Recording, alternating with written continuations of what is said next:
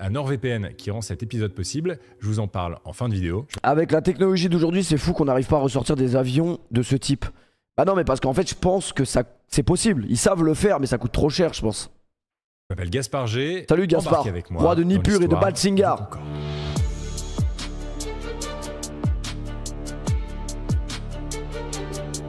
Ah, ça s'est bien passé le permis Yacine ce matin?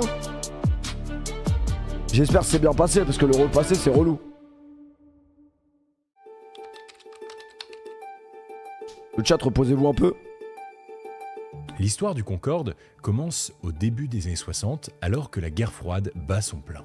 Depuis 15 ans, les États-Unis et l'URSS, les deux grands vainqueurs de la Seconde Guerre mondiale, se chamaillent pour devenir la puissance qui dirigera le monde. Celui-ci est alors partagé en deux. À l'ouest, on est plutôt sous l'influence américaine. À l'est, on est plutôt soviétique. Les grosses couilles des îles. On essaye de repousser toutes les limites, notamment les limites terrestres. Une course à l'espace est lancée entre les soviétiques et les américains qui veulent être les premiers à rejoindre la Lune et même l'infini. Pendant ce temps-là, en Europe, même si on est un peu dominé par les géants, on veut sortir son épingle du jeu. Pas question d'aller dans l'espace, c'est une autre ambition qui dicte les puissances européennes, révolutionner le transport aérien intercontinental entre les continents, les trajets en avion. Non mais le Concorde il est vraiment choquant en vrai. Le mot paraît grand. En fait, l'ambition des pays européens est bien de développer le transport aérien à haute vitesse. La haute vitesse, c'est la vitesse supersonique, comprenez, plus rapide que le son. Supersonique. Vous l'aurez compris, le monde entier n'est guidé que par une seule étoile, le progrès. Alors, à leur échelle, les pays européens il a vraiment une voix de mec de 70 piges, beaucoup d'argent et d'énergie dans le développement de l'industrie aéronautique. En fait, deux pays surtout font la course en tête pour devenir le nouveau champion de l'aviation, la France et l'Angleterre. Chacun dans leur coin, ils inventent un modèle d'avion qui pourrait répondre aux enjeux de la haute vitesse. Pour les Anglais, la société Bristol propose le Bristol Type 223. Et du côté français, la société Sud Aviation ébauche le Super Caravelle. Ouais, son micro il est incroyable, je crois. Il faut assez vite se rendre à l'évidence. Pour peser dans le monde, l'Europe doit accorder ses violons, s'unir, regrouper ses forces. En 1962, fort de ce constat, la France et l'Angleterre signent un accord. Ils vont travailler main dans la main à la création d'un nouvel avion supersonique qui changera la face du monde. Cette signature, c'est la naissance du projet Concorde. L'organisation est simple. L'Angleterre confie le travail à l'entreprise British Aircraft Corporation et la France donne la tâche à Sud Aviation. Mais un premier problème vient entraver le lancement de cet ambitieux projet. Le général de Gaulle, président de la République, est Charles. embêté. Le projet s'écrit Concorde. Concorde sans E. À l'anglaise quoi. Ça a l'air de rien, mais pour le général, c'est emmerdant. Car cet avion sera une vitrine dans le monde. Alors, il faut défendre l'influence française. Tony Benn, ministre britannique de la technologie, estime qu'il faut éviter les conflits qui pourraient retarder le lancement de l'œuvre. Alors il tranche. Concorde s'écrira désormais avec un E. Après tout, c'est le E de Excellence, England, Europe, Entente. L'ambition est claire, l'union. Par ce nom, le général de Gaulle est parvenu à faire de cet avion binational un avion plutôt français. Au moins dans l'esprit des Français. Voilà, on peut se mettre au travail. Assez vite, on commence à avoir des informations sur ce mystérieux projet. L'avion commercial est prévu pour 1970, les photos sont publiées. C'est une grande surprise. Il parle un peu comme Jacques Chirac. Il parle un peu comme Jacques.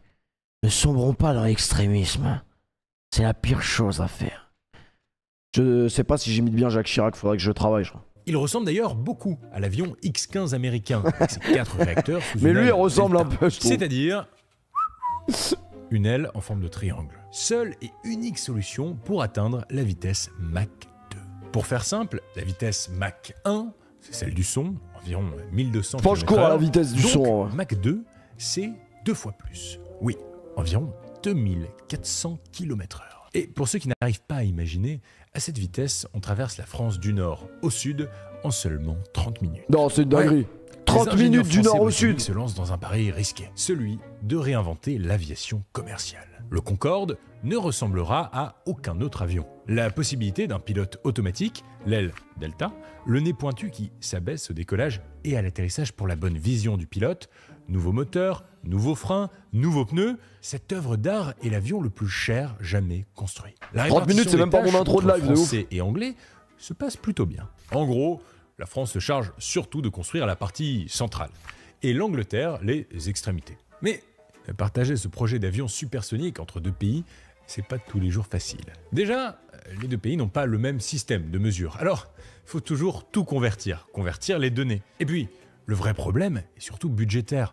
En France, le général de Gaulle s'est jeté corps et âme dans l'aventure Concorde. Il est en quelque sorte dans une logique du quoi qu'il en coûte. L'avenir et le prestige de la France dans le monde en dépendent. En Angleterre, on est plus timide sur le budget, on ne veut pas trop dépenser. Malgré tout, près de 7 ans après le début du projet, l'oiseau blanc de 180 tonnes d'alliage est prêt à défier les cieux en décollant. C'est pas l'invention de l'homme la plus folle, l'avion en vrai, en soi. Faire voler un truc qui pèse des tonnes, un truc de ouf. Toulouse. Nous sommes le dimanche 2 mars 1969 et le prototype... D'ailleurs, on a plus les bugs de son de vidéos YouTube là. Bah je crois pas. Les gars, vous voyez des coupures comme hier ou pas? C'est exceptionnel, mais je crois pas. Hein. Moi, je l'entends plus le bug d'hier. Magnifique, ma grosse couille des îles. La fusée, c'est un truc de ouf en vrai. Mais l'avion aussi. Enfin, c'est un peu le même délire, mais... Ouais, je suis plus serein dans un avion que dans une fusée, je pense. Concorde 001 est tracté à l'aéroport Toulouse-Blagnac. Enfin, après tant d'essais et de tests au sol. Dans le cockpit, les pilotes André Turcat et Jacques Guignard.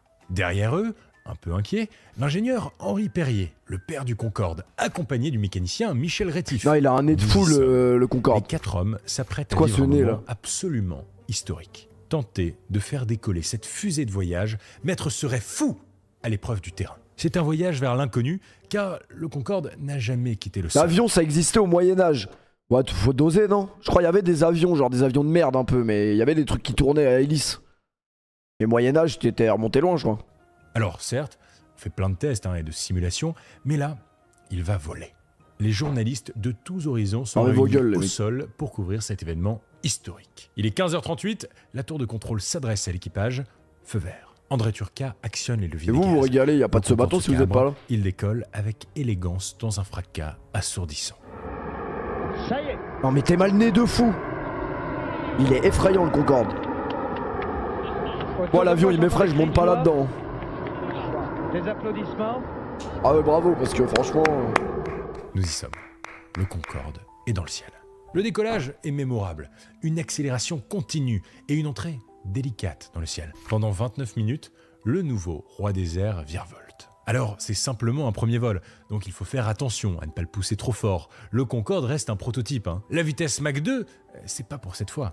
En fait, avec les moteurs, l'air chauffe. La vidéo elle est intéressante de ouf. Dans l'avion. Donc, le Concorde a ce qu'on appelle des groupes de conditionnement d'air pour éviter la surchauffe. Il en a 3. Mais avant le décollage... Non mais attendez, parce que là on parle de Mourad de Twitch. Mais en vrai, je suis en train de penser à un truc. C'était connu que le Concorde il était à perte de ouf. Est-ce que c'était pas volontaire d'avoir mis un truc sur la piste à CDG pour qu'il se crache, pour arrêter la production? Ah, coïncidence, je ne pense pas. Rétif, le mécano, se rend compte qu'un d'entre eux ne s'ouvre pas. Pas grave. On va voir, on ne volera qu'avec 2 d'entre eux. Mais pendant le vol, le groupe de conditionnement d'air utilisé tombe en panne. Il n'en reste plus qu'un. Gros risque d'accident. Mais ça passe. Le monde entier salue le premier succès de l'avion franco-britannique. Après, ils auraient pu arrêter sans faire de crash en vrai. Enfin, j'espère. Non, par contre, la forme de l'avion, c'est une dinguerie. Magnifique atterrissage. Magnifique, ma grosse couille des îles. Autour de nous, des applaudissements, vraiment. Depuis si longtemps que nous attendions ce c'est un complot, les gars. Vraiment. Autour de nous, tout le monde est heureux.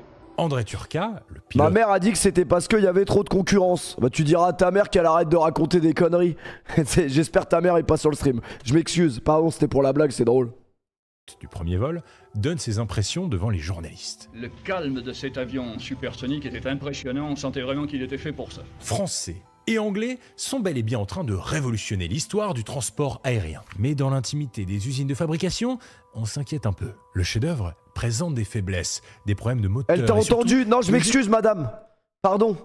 En plus, j'adore votre fille, Elisa, c'est vraiment une fille super. Alors attendez, 2 secondes. De la Ils veulent remettre l'atterrissage.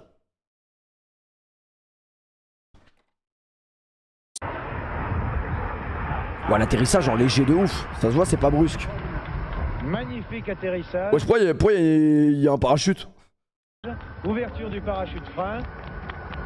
Pourquoi il y a un parachute de... C'est quoi ce parachute de con là? Autour de nous des applaudissements, vraiment. Depuis si longtemps que nous Non, mais attendions ce premier vol, vraiment. C'est bien en vrai. Autour de nous, tout le monde est heureux. André Tout Turca, parachute frein, pilote vraiment. du premier vol. Tu savais toi qu'il y avait un parachute frein sur le Concorde, Ryan? Toi tu penses qu'à lire le programme de Macron, c'est tout ce qui t'intéresse? Donne ses impressions devant les journalistes. Le calme de cet avion supersonique était impressionnant, on sentait vraiment qu'il était fait pour ça. Français et anglais sont bel et bien en train de révolutionner l'histoire du transport aérien. Mais dans l'intimité des usines de fabrication, on s'inquiète un peu. Le chef-d'œuvre présente des faiblesses, des problèmes de moteur et surtout de gestion de la chaleur. On se rend compte qu'il faut tout réapprendre. C'est un nouveau moyen de transport. Le projet Concorde a tout naturellement un écho international. En fait, les Américains et les Soviétiques ne sont pas seulement engagés dans une course à l'espace. Ils ont, eux aussi, envie de révolutionner le monde de l'aviation. Le Concorde a sûrement une recette secrète. En tout cas, c'est ce que doivent penser les Américains de Boeing, qui n'arrivent pas à imaginer un prototype d'avion supersonique stable. Ils savent pas, ils savent pas le faire. Et URSS, c'est le constructeur. C'est une dinguerie ce concours de bits quand même entre les pays. Je veux être le plus fort dans tous les domaines, je veux être ceci, je veux être cela. Eve qui veut tenter sa chance. Ils veulent même voler la recette secrète. On raconte qu'un ingénieur russe aurait été arrêté à Paris dans un aéroport Connard avec une d'Amerloc. valise contenant des Après, c'est documents pareil secrets partout. sur le Concorde. Quoi qu'il en soit, les soviétiques vont bel et bien sortir un avion supersonique, le Tupolev 144, dont les premiers plans sont publiés en 1969. Les lignes de l'avion sont assez familières, tellement familières qu'on lui donne un petit surnom, le Konkorsky. Les soviétiques sont en bonne voie pour essayer de concurrencer le Concorde. En même temps, ils ont fabriqué le même avion. Nous voilà alors en 1970. Les Concordes, oui, parce qu'il y en a plusieurs. Non, parce que c'est important de le dire, certaines personnes imaginent qu'il y a eu un seul Concorde. C'est un modèle d'avion, donc il y en a eu plusieurs, c'est important de le rappeler. Je disais donc, oui, les Concordes construits sont utilisés pour faire des tests, des améliorations. Mais l'avion ne peut pas encore servir pour des vols commerciaux. Au début de l'année, le Concorde passe le point ultime, le mur du son. Et tu savais, le la vidéo. progrès et le travail des ingénieurs ont permis d'atteindre la vitesse Mach 1,5. Quelques mois plus tard, le but est atteint. À l'occasion du 102e décollage d'un Concorde, le 4 novembre 1970, le compteur affiche la vitesse Mach 2. 98, je vous laisse venir tout doucement. 99. Mach 2 maintenant. Faut dire qu'au cours de l'année, tout le monde a travaillé d'arrache-pied. Les ingénieurs évidemment, mais aussi les pilotes. Ils reçoivent des formations spéciales Concorde. Leur technique de pilotage est adaptée. Ils volent comme ils marchent. Ils inventent même un petit jeu entre eux, faire des tonneaux dans les airs. Blague d'aviateur quoi. Ça y est, tout est opérationnel. L'avion majestueux fonctionne. Il déchire le ciel à chaque décollage. Les pilotes sont formés, les fabricants confiants. Bon, il reste bien quelques défauts, mais on les met gentiment sous le tapis. Il est donc temps de passer à la phase 2 du projet, au chapitre 2 de notre histoire, commercialiser la nouvelle star du ciel. Et de beau le Concorde. L'un des principaux enjeux du Concorde, c'est bien sûr un enjeu commercial. Parce que, bon, s'il est performant et séduisant, personne n'en veut vraiment pour l'instant. Les industriels français et anglais doivent donc élaborer une stratégie pour le vendre en série aux compagnies aériennes qui pourraient en commander plusieurs exemplaires. Et une fois encore, qui intervient en premier pour soutenir la vente? Le général, bien sûr. Il propose une idée assez simple, faire de la pub. Il faut montrer à quel point cette prouesse française va révolutionner le transport aérien. Après, désolé, Paris-New York en 3 heures, j'avoue, c'était pété d'oseille, c'est une dinguerie. Encore, car les Anglais ne veulent pas mettre autant d'argent dans la communication. Merci Balance, merci mon frère. On va créer au Concorde une image plutôt sexy. Technologie, pouvoir, vitesse, voilà les promesses du projet Concorde. En 1971, Georges Pompidou, fraîchement élu président de la République, est la première personnalité à faire un trajet en Concorde. L'avion lui plaît bien, mais il est assez conscient des limites de l'appareil. Le gouvernement français et le gouvernement britannique ont pris la décision d'entreprendre ensemble la construction d'un appareil de transport supersonique. Ils savaient qu'ils s'engageaient sur une voie difficile. Il faut donner à l'avion une belle image, voilà le nouvel objectif. Alors, on envoie des Concorde en Afrique du Nord, au Moyen-Orient, en Asie, pour faire des démonstrations devant des foules réunies. Le Concorde est une star, on se prend en photo avec lui. La stratégie commence à prendre doucement. Les compagnies aériennes sont attirées par ce nouveau bijou de technologie. Elles se l'arrachent même un peu. En 1972, plus de 15 compagnies aériennes dans le monde commandent des Concorde en série. Les Concorde en l'air. Ce projet qui a déjà plus de 10 ans atteint enfin son but. Tout concorde. Mais alors que la fête bat son plein, un événement vient casser l'ambiance. Nous sommes en 1973, c'est le premier choc pétrolier, début. Ils vont parler des prix et tout, je pense, après. Mondial. Hausse des prix, mais surtout hausse des prix du carburant. Les créateurs du Concorde voient rouge. Comment continuer les ventes dans un tel contexte ? C'est tout bonnement impossible. De plus, de nouveaux débats animent les enjeux internationaux. C'est le début des inquiétudes écologiques. Alors, le Concorde a une nouvelle fois des bâtons dans les roues, il est remis sur le devant de la scène. On estime qu'il consomme beaucoup trop, qu'il est trop bruyant, trop inconfortable. Le Concorde devient le symbole d'un ancien monde qui ne recherchait que le progrès technique. Or, l'époque a besoin de repos. D'autant plus qu'un événement supplémentaire gâche la fête, les Américains de Boeing ont abandonné leurs efforts, et le Tupolev russe se crache à l'occasion du salon du Bourget de 1973, tuant les 6 membres de l'équipage et 8 personnes au sol. Le message est on ne peut plus clair, pour les avions commerciaux supersoniques, on repassera. Alors, en cette fin des 30 Glorieuses, les compagnies aériennes annulent toutes leurs commandes. Toutes, sauf 2, vous l'aurez deviné, Air France et British Airways. En fait, malgré tout, la direction d'Air France est plutôt optimiste. Elle estime qu'il faut continuer à construire des Concorde, car le développement économique va reprendre. Nous le rentabiliserons en essayant de le commercialiser d'une manière aussi originale que possible et en fournissant aussi bien un service au sol qu'à bord tout à fait exceptionnel. Nous sommes en 1976 et contre vents et marées, le Concorde effectue son premier vol commercial avec Air France. Ce premier vol est en direction de Rio avec une escale à Dakar. Évidemment, parmi les passagers, beaucoup de journalistes ont un billet pour faire de leur voyage un sujet d'information. Les yeux des puissances internationales se tournent soudainement une nouvelle fois vers l'oiseau européen. En fait, le projet Concorde avait été imaginé pour relier Paris-New York ou Londres-New York très rapidement. Mais les choses ne se sont pas passées comme prévu. Dès 1973, le gouvernement américain s'était opposé à ce que le Concorde atterrisse à l'aéroport JFK à New York. Il le trouvait trop bruyant et trop polluant. Il faut attendre quelques mois après les premiers vols commerciaux du Concorde pour que les Américains reviennent sur leur décision.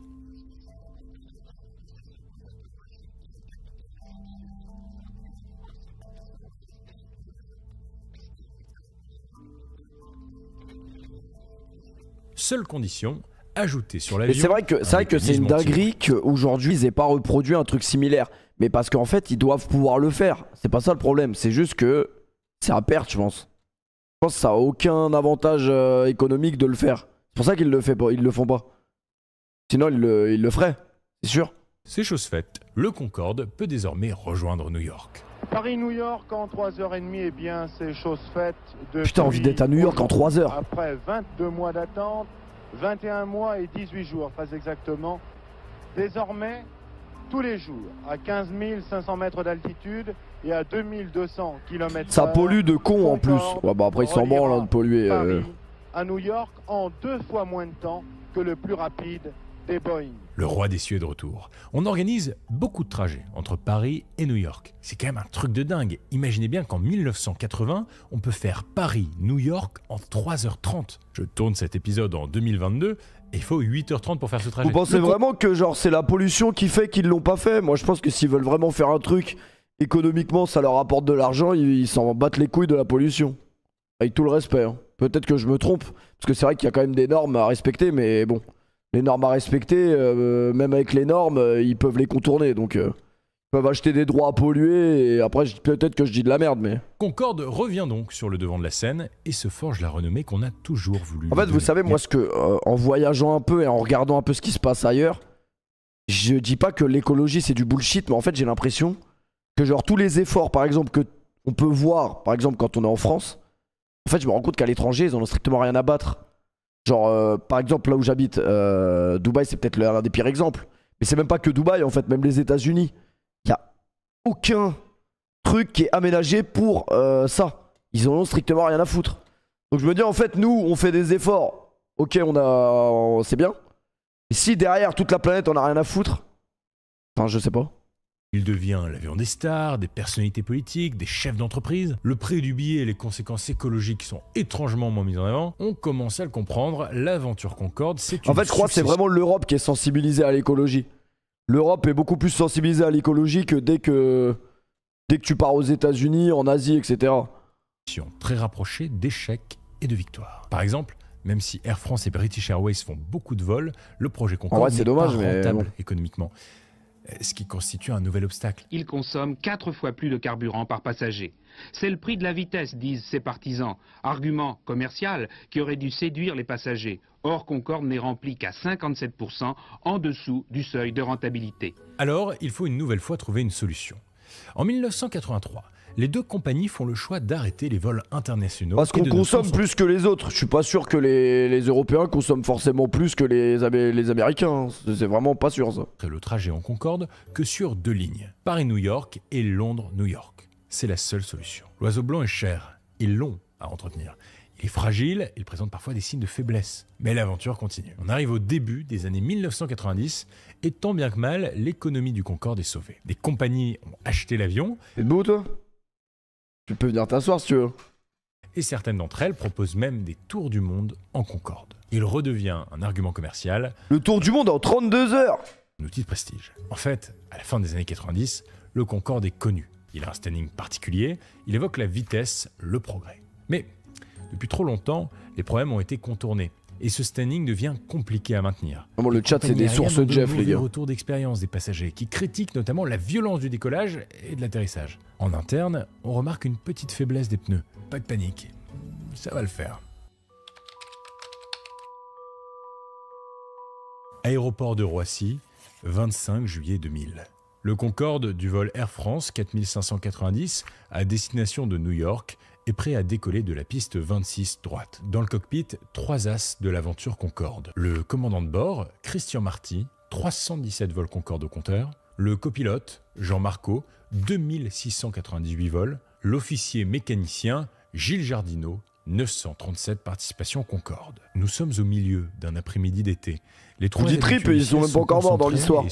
Après tout, ça n'est que 3h30. À bord de l'avion, une centaine de passagers, essentiellement des Allemands, installés depuis environ 1 heure, paraît au décollage. Il est 16h42 et la tour de contrôle sud de Roissy donne le top départ. Tout est en ordre. Le commandant Christian Marty ouvre les gaz. Le rugissement traditionnel de l'appareil se fait entendre. Ça y est, on démarre. L'avion prend de la vitesse, il devient inarrêtable. D'un coup, l'alarme feu du moteur retentit dans le cockpit. À l'extérieur, depuis la tour de contrôle, on s'inquiète. Le Concorde laisse une grande traînée de fumée noire derrière lui pendant son accélération. Ça saute dans la piscine. Vite. Vas-y, ça signe.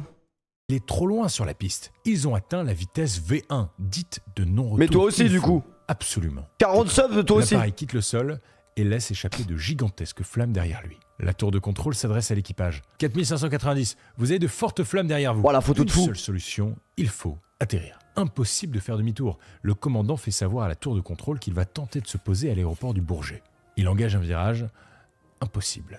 Le Concorde s'écrase sur un hôtel de la petite ville de Gonesse, proche du Bourget, et entraîne 113 personnes dans sa chute, dont 4 au sol. Le tout dans 113 un vol morts qui aura duré moins de 2 minutes. Il faut évidemment trouver une explication à cet accident historique. Lionel Jospin. Désolé, mais depuis tout à l'heure, ça me fait penser à ça. C'est mon vieux Lionel Jospin, vraiment effrayant. Depuis tout à l'heure, là, le Concorde, il me fait penser à cette voiture dans les Simpsons. Envie de jouer aux Simpsons. Les Simpsons, fusée. Jeu. Voiture. Moins de 2 minutes. Il faut évidemment trouver une explication à cet accident historique. Lionel Jospin, pourquoi il a relancé ? Ministre, se rend sur place pour tenter d'apporter. Ah ouais, c'est des ouf. Dans la case d'en bas, ça avance. Un hit and run, voilà exactement. C'est qu'il a fait un hit and run. Elle est vraiment folle, Marc. Je savais pas que c'était. Oh vas-y, ça va pas replier ce classique en stream en vrai. Une folle comme ça. Attention, on va se faire arrêter par les flics. Hop là, non, tu les as vite. Oh, c'est trop un banger de fou ce jeu, frère. Bravo. Sérieux, tu espères. Bon, malheureusement, ça va le plier en vrai. Ça va le plier, il est trop incroyable ce jeu. Et rien ne m'empêche de le lancer maintenant en plus. Malheureusement, lui, il va pas avoir la voiture à laquelle je pense. Je vais regarder sur Google. Merde. Elle est vraiment folle. T'as pas l'air au courant?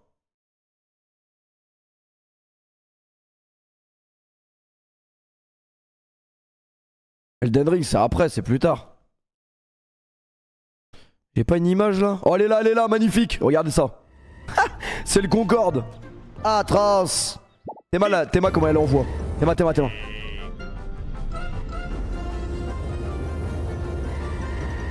Théma, c'est une voiture Concorde. Elle envoie de ouf. Putain, mais ce jeu, c'était 3 bangers. Je vais faire jouer l'EP à Elden Ring. Oh, ça m'effraie cette info. Théma. Le Concorde s'élance. Ah, il était trop bien ce jeu. Oh, regardez, c'est la maison à Monsieur Burns. Ouais, vas-y, ça lance le jeu après, je crois. Ça lance pas le jeu en légende après? En vrai. Le Premier ministre se rend sur place pour tenter d'apporter des réponses. Dans l'urgence, il fournit l'explication la plus évidente. Un moteur a pris feu. Il faut élucider cette affaire. Beau, toi. Dans la foulée de l'accident, le gouvernement lance des investigations pour trouver la raison du drame. En fait, c'est le bureau Enquête Accident, BEA, un organisme public français chargé de la sécurité et des enquêtes aériennes, qui est missionné pour mener les investigations. Assez rapidement, les agents du BEA se tournent vers la piste. Elle a sans doute un rapport avec l'origine de l'accident. Bonne intuition. Sur la piste de décollage, on retrouve une petite lamelle en titane qui appartenait à un avion de la compagnie. Par contre, ça c'est effrayant de se dire que s'il y a un truc comme ça sur la piste et que l'avion se mange, il se crache. Ça vous effraie pas, vous? Moi, je suis... Enfin, en fait, non. Peut-être que je me trompe. Mais je me dis, il y a un monde où actuellement à CDG, il y a forcément un débris qui ne se voit pas à l'œil nu. Ça fait peur quand même. Celui qui a décollé juste avant le Concorde. Alors, dans son rapport, la BEA reconstitue l'événement. Au moment du décollage, un pneu fragile du Concorde a roulé sur cette lamelle. Un morceau de pneu s'est détaché et a heurté l'aile Delta. Un trou se serait alors formé dans le corps de l'avion, laissant s'échapper le kérosène qui aurait pris feu. Il était impossible de garder le contrôle de l'avion et le crash était assuré. C'est donc bien une petite lamelle en métal qui a causé la mort de 113 personnes. Les extraits de la boîte noire, pareil, qui enregistrent la conversation avec la tour de contrôle, ont quant à eux donné des informations sur l'attitude de l'équipage. Au moment du drame, merci Mansour, merci mon frère, merci Sucker. Régnait dans le cockpit. Malheureusement, leur calme n'aura pas suffi. Les rois. En fait, l'appareil qui s'est écrasé était le plus ancien de ceux utilisés par Air France. Il sortait à peine d'une révision complète. Quoi qu'il en soit, pendant tout le temps de l'enquête, les Concordes du monde entier n'ont plus le droit de quitter le sol.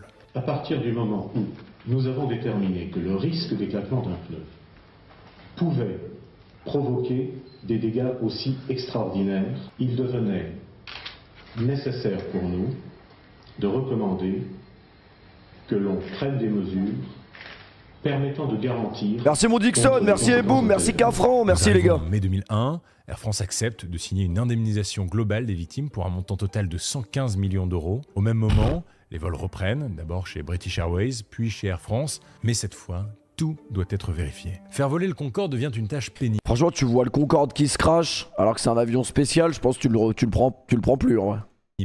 L'avion a été retravaillé, renforcé, notamment autour du réservoir et des pneus. Un petit coucou à quelques rares admirateurs et le Concorde d'Air France. Wesh, c'est quoi non mais désolé, c'est quoi ces affiches de cons là? Voir à des pneus. Un petit coucou. Mais c'est du jamais vu là. Quelques rares. Comment ça, Concorde, on t'aime?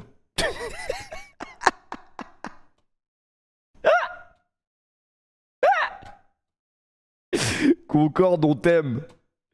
T'inquiète, c'est pas grave en soi. On t'en veut pas. Admirateurs et le... Non mais c'est le pire tifo de l'histoire là.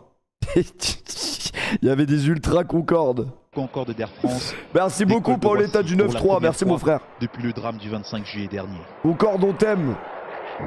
À peine 45 minutes plus tard, Fox Bravo... Je serais pas monté dans le Titan, par contre le Concorde, je dis pas non. Bah, le Concorde, c'est vrai que c'est un avion, ça rassure peut-être un peu plus que le Titan d'aller à 4 km sous l'eau. En vrai, c'est un peu la même... Non, en vrai, j'avoue, je préfère le Concorde quand même. Se pose sans encombre sur la piste de la base militaire 10. C'est trop effrayant le Titan, les gars. Espoir d'une renaissance. Merci Kim pour le Prime. Un Concorde. Putain, là, ça somme trop, là. Calmez-vous. L'aéroport JFK. Les compagnies aériennes perdent confiance. Concorde est devenu JFK, vraiment, John Fitzgerald. L'épisode tragique du 11 septembre 2001 a rendu plus timides les investisseurs de l'aéronautique. Les questions de l'écologie et de la pollution sonore reviennent en permanence sur le devant de la scène. Ah, il y a eu le Attends, le Concorde, c'était en 2000. Il y a eu le Concorde en 2000, le 11 septembre en 2001. Ah ouais, les avions, c'était pas le moment d'être fan d'avion, là. Les étoiles ne sont plus alignées pour l'oiseau blanc européen. En 2003, Air France et British Airways annoncent la fin de l'exploitation de l'appareil. Trop cher, trop dangereux. Trop complexe. Le Concorde est d'un autre temps. Mais vous savez que les prix, j'aimerais bien savoir les prix des billets du Concorde. Prix, billets, Concorde. Au milieu des années 90, le prix moyen d'un billet aller-retour Paris-New York Concorde était de 30 000 francs, soit 4 500 €. Ouais, c'était pas cher de ouf, hein. En vrai. Ce tarif a continué d'augmenter jusqu'à la retraite du supersonique. À 8 000 € en 2001, par contre, c'est un peu cher. 8 000 €, en fait, ouais, parce que à l'époque, en fait, c'est pas le même. Le coût de la vie n'est pas le même. En vrai, c'est vrai que là, je compare à aujourd'hui, en fait. 4 000 € aujourd'hui, c'est pas si cher que ça pour un service comme ça. Mais à l'époque, c'était peut-être cher. Mais qu'est-ce que je voulais dire? En fait, ils s'en branlent. Les gens qui prenaient des billets dans le Concorde, c'était des mecs, c'était pour le travail. Ça veut dire que c'était leur société qui leur payait les billets. C'était les hommes d'affaires. Donc en fait, et pareil aujourd'hui, hein, tous les mecs qui vont en classe business et tout, les 3/4, c'est des hommes d'affaires. C'est-à-dire que c'est leur société qui leur prend les billets. Ça, c'est royal au bar. Par contre, en fait, pour les sociétés, ils ont un budget pour ça. Donc ils s'en battent les couilles en fait de payer, c'est incroyable, mais ils s'en battent les couilles de payer 8 000 € leurs employés pour qu'ils fassent des Paris-New York 3 heures, vu qu'ils vont aller boucler des deals qui vont leur rapporter, ça se trouve, des millions. Non mais quand je dis c'est pas cher, parce qu'aujourd'hui les gars, un billet à 4 500 €, évidemment c'est hors de prix. Tu vas pas payer 4 500 € pour prendre un vol aller, même un vol aller-retour. Mais aujourd'hui, un vol par exemple business, ça coûte aux alentours de 2008 ou 3000 €. Donc ça me choquait pas que ce soit à 4 500, un truc qui fait Paris-New York en 3 heures. Et après pour l'époque c'est pas le même... L'argent n'était pas le même en vrai. L'avion a atteint un certain âge et il n'est plus possible ni économiquement. Mais c'est les sociétés en fait qui payaient les billets d'avion. Donc nous sommes en train de clôturer aussi dignement que possible une épopée extraordinaire. En 2003, le chef-d'œuvre réalise donc ses derniers vols. C'est le dernier atterrissage d'un Concorde d'Air France. Une dernière fois, le grand oiseau blanc remonte la piste. Non mais par contre c'est une dinguerie des branleurs d'avion, wesh. Après il y a des fans d'avion, en vrai je respecte, mais wesh. Johnny, ils sont là comme as. Concorde, ils sont comme des oufs. Liberté pour le Concorde. Liberté pour le Concorde. Piste au pas, sous les applaudissements de milliers de curieux. Comme souvent, la fin de l'histoire est judiciaire. En 2005, la compagnie Continental Airlines s'est mise en examen. Après, il y a des fans de bus, il y a des fans de RER, donc en vrai, je juge pas. De titane dont ils sont responsables. Par ailleurs, Henri Perrier. Non, parce que l'avion, c'est quand même une invention de ouf, donc je respecte. La décision tombe le 6 décembre 2010. Le tribunal correctionnel de Pontoise rend son jugement. Le Concorde, c'était quand même un avion de ouf. La compagnie Continental Airlines a une amende de 200 000 € et a 1 million d'euros de dommages et intérêts pour Air France. Henri Perrier, lui, est relaxé. L'aventure Concorde termine alors sur ce mauvais moment. Même si bien 200 000 € d'amende, non ? Depuis longtemps au moment de la décision finale. Aujourd'hui, un exemplaire est exposé aux abords de l'aéroport de Roissy-Charles de Gaulle. Quand on passe à côté de Charles de Gaulle, les gars, il y est le Concorde. Le temps révolu. Le temps du progrès, de la révolution technique, de la croissance économique, de l'ambition. Le Concorde, c'est une aventure franco-britannique, européenne, qui aura préparé toute l'aventure aéronautique du 21e siècle. Le Concorde, c'est le progrès technique face au sens de l'histoire et des mœurs. C'est l'échec commercial du progrès. Le Concorde, c'est une succession de hauts, de bas, de bâtons dans les roues et de négligence. Pour l'heure, les vols commerciaux supersoniques ne sont pas de retour. Un jour peut-être, c'était l'histoire du Concorde. Après, dommage, ils n'ont pas parlé de la meuf. Dans le prochain épisode de l'Histoire 2, avec NordVPN. NordVPN, on va se reposer. Hein. Putain, il s'en sort bien, il arrive à placer des placements de produits à 26 minutes. Franchement, il les a bien niqués NordVPN. En vrai. Parce que personne va regarder le placement de produit. En vrai, la vidéo est finie, placement de produit à la fin. Toi, t'as plus du tout. Concorde Gaspard, vraiment. Sous Concorde, sous Gaspard. Attendez, comment je fais pour voir Comment je fais? En fait, ouais, j'aurais bien aimé qu'il parle de la tragique histoire de la petite qui travaillait pour son premier vol, enfin, sa première journée de travail à l'hôtel où le Concorde s'est écrasé dessus, quoi. C'est triste de ouf. Moralité de l'histoire, allez pas bosser en fait. T'imagines, premier jour de taf, il y a le Concorde qui te tombe dessus. C'est quand même relou. C'est quoi le truc pour les jeux de Play 2? C'est DS4, non? Je sais plus. La dernière vidéo de Squeezie, on l'a regardé hier, les gars. Ils l'ont mis hier sur le canapé. PCX2. Les gars, j'ai bu de l'eau du robinet, j'ai oublié. J'ai mal au ventre. Aïe. PCX2. Alors attendez. Franchement, PCX2. PCX2. Je l'ai pas déjà sur cet ordi? Ah, c'est mon ancien ordi, je crois. Mon ancien ordi, bizarre. ROM Station. Ah, mais on l'a pris, ROM Station, wesh. ROM Station, on l'a pris. ROM Station. ROM Station, on l'a, ça veut dire que je peux le télécharger ou pas?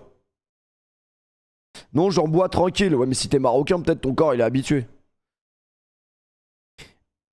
Alors. Est-ce que si je fais Hit and Run.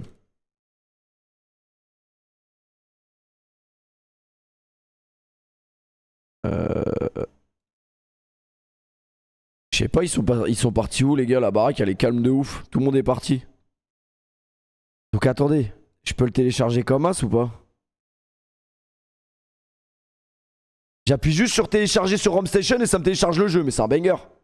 Alors par contre la connexion au niveau de l'upload elle pue un peu sa mère. Donc là j'ai téléchargé le jeu, il est dispo dans 6 minutes. Ça va, on va parler un peu en vrai. On est normaux. Il y aura des lives IRL à Marrakech pendant le Sebaton, évidemment. Il y aura des lives IRL, évidemment. Si tu payes pas, c'est lent de baiser. Ça va, il se télécharge dans 4 minutes, en vrai, ça passe. Je suis normal. Alors, je voulais vous montrer quoi? On va se le mettre en fond, vite fait. ROM Station. Comment je le vire? Ok. Non, je voulais voir... Y'a pas des vidéos où on voit vraiment comment le Concorde il va vite là? Une dernière fois? Toujours debout, toujours vivant. Ah oui, ça c'est une dinguerie. Mais ça c'est une folie à l'image. D'incroyables images. Ça c'est une dinguerie ça. Images de la catastrophe sont filmées par des amateurs. Un cône de flammes a surgi à l'arrière de l'appareil.